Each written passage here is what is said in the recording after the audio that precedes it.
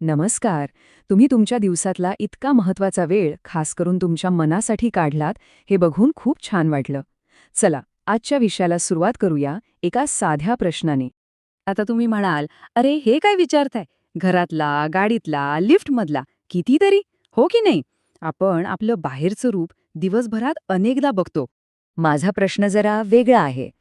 कधी असं झालंय का की समोरच्या व्यक्तीच्या डोळ्यात बघताना असं वाटलंय की अरे, हा तर मीच आहे, हा माझ्यापेक्षा वेगळा नाहीच? आज आपण याच एकत्वाच्या भावनेवर बोलणार आहोत, जे आपल्या वारकरी संप्रदायाचं आणि भारतीय तत्वज्ञानाचं मूळ आहे. आपल्या संतांनी ना आपल्याला एक अशी किल्ली दिली आहे, जी आयुष्याच्या बहुतेक सगळ्याच कुलुपांना उखडते. या 4 ओळी ऐकायला खूप सोप्या वाटतात, पण माझा विश्वास ठेवा, यात संपूर्ण वेदांताचं सार आणि आनंदी जगण्याचा मंत्र आहे. चला, या ओळींना जरा फोडून बघूया. पहिली ओळ म्हणते, जेथे पाहे तेथे देव. म्हणजे जिथे जिथे माझी नजर जाईल तिथे देव आहे. आपल्याला तर शिकवलंय की देव देवळात असतो, मूर्तीत असतो, पण संत इथे काहीतरी वेगळंच सांगतायत. आता तुम्ही म्हणाल, हे सगळं बोलायला ठीक आहे, पण खरं सांगा, ऑफिसमध्ये बॉस चिडलेला असतो किंवा ट्रॅफिकमध्ये कोणीतरी मुद्दाम कट मारतो, तेव्हा कुठे दिसतो देव? तेव्हा तर फक्त राग येतो, नाही का? आणि तुमचा प्रश्न अगदी बरोबर आहे. इथेच तर खरी गंमत आहे. संत जेव्हा देव म्हणतात, तेव्हा त्यांच्या मनात देवळातली मूर्ती नसते. त्यांच्यासाठी देव म्हणजे चैतन्य, कॉन्शियसनेस. ती एकच ऊर्जा जी माझ्या आणि तुमच्या शरीराला चालवते, तीच ऊर्जा प्रत्येक सजीवात आहे. अगदी विज्ञानाच्या भाषेत बोलायचं झालं तर आपण शाळेत काय शिकलो? की जगातली प्रत्येक गोष्ट, अगदी प्रत्येक गोष्ट अणूंनी, ॲटम्सनी बनलेली आहे. म्हणजे मी, तुम्ही, ही हवा, सगळं काही मुळात एकच आहे. मग विज्ञान जर हे सांगतंय, तर आपल्याला असं का नाही वाटत? कारण आपली सवयच झालीये फक्त वरचं पॅकेजिंग बघायची. नाव काय, रूप काय? हे समजून घेण्यासाठी ना संत एकनाथांची एक गोष्ट ऐकूया. खूप प्रसिद्ध आहे. एकदा नाथ महाराज खांद्यावर गंगेची कावड घेऊन रामेश्वराच्या यात्रेला निघाले होते. चालता चालता ते एका वाळवंटात पोचले. तिथे त्यांना एक गाढव दिसलं, जे तहानेने अक्षरशः जमिनीवर तडफडत होतं, मरणाच्या दारात होतं. नाथ महाराजांनी एक क्षणही विचार नाही केला. त्यांनी ती देवासाठी जपलेली पवित्र गंगेची कावड उचलली आणि त्या गाढवाच्या तोंडात ओतली. लोकांनी विचारलं, महाराज, हे काय केलत? देवाला वाहायचं पाणी तुम्ही एका जनावराला पाजलत. तेव्हा नाथांचं उत्तर ऐकण्यासारखं आहे. ते म्हणाले, माझ्या रामेश्वराची पूजा इथेच झाली, कारण त्या गाढवाच्या रूपात जो तडफडत होता तो आणि माझ्या रामेश्वरात जो आहे तो वेगळा नाही. मला दुसरा अनुभव आलाच नाही. विचार करा या शब्दांवर. दुसरा नाही अनुभव म्हणजे काय? There is no other. जगात कुणी परक आहेच नाही. आता वळूया तिसऱ्या ओळीकडे, जी खरं तर या सगळ्याचा पाया आहे.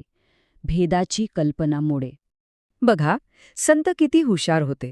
त्यांनी भेद मोडतो असं नाही म्हटलं. ते म्हणाले, भेदाची कल्पना मोडते. म्हणजे भेद हे सत्य नाहीच, ती फक्त एक कल्पना आहे, एक इल्युजन आहे. आपण जन्माला येतो तेव्हा आपल्यावर कुठलाच शिक्का नसतो, पण समाज हळूहळू आपल्या मनात मी आणि तू अशी एक भेदाची भिंत उभी करतो.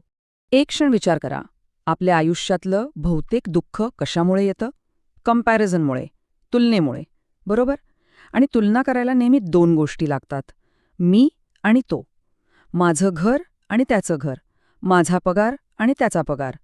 हा जो मी आणि तो यामधला फरक आहे ना, त्यालाच संत भेद म्हणतात. आणि हेच तर दुःखाचं मूळ आहे. आपल्या रोजच्या आयुष्यात सुद्धा आपण हे अनुभवतो, की एका आईचं तिच्या बाळावरचं प्रेम बघा. बाळाला साधं खरचटलं तरी आईच्या काळजात कळ येते. का? कारण तिथे भेद उरलेला नसतो. तिथे मी आणि माझं बाळ असं वेगळं नसतं, ते एकरूप झालेले असतात. जिथे खरं प्रेम असतं ना, तिथे भेद आपोआप गळून पडतो. आणि आता येतो शेवटचा आणि सगळ्यात क्रांतिकारी विचार, तेथे मुक्ती सहज. आपल्या डोक्यात मुक्ती किंवा मोक्ष म्हटलं की काय येतं?